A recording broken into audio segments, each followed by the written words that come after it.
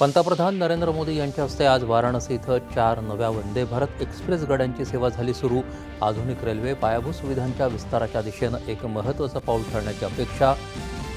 वंदे भारत हे भारतीय रेल्वेचा कायापालट करण्याचं एक संपूर्ण अभियान असल्याचं पंतप्रधानांचं प्रतिपादन।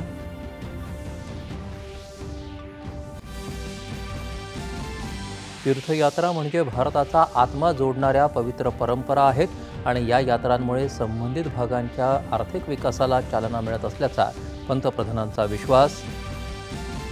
बिहार विधानसभा निवडणुकीच्या दुसऱ्या टप्प्याचा प्रचार शिगेला।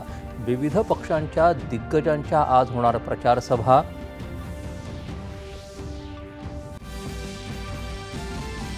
राष्ट्रपती द्रौपदी मुर्मू आज अंगोला आणि बोत्सवानाच्या दौऱ्यावरती होणार रवाना। अंगोलाच्या स्वातंत्र्य दिनाच्या सुवर्णमहोत्सवी कार्यक्रमात होणार सहभागी। राज्याला नवीन फौजदारी कायद्यांच्या अंमलबजावणी संदर्भात देशात सर्वात पुढे ठेवण्याचे मुख्यमंत्री देवेंद्र फडणवीस यांचे निर्देश।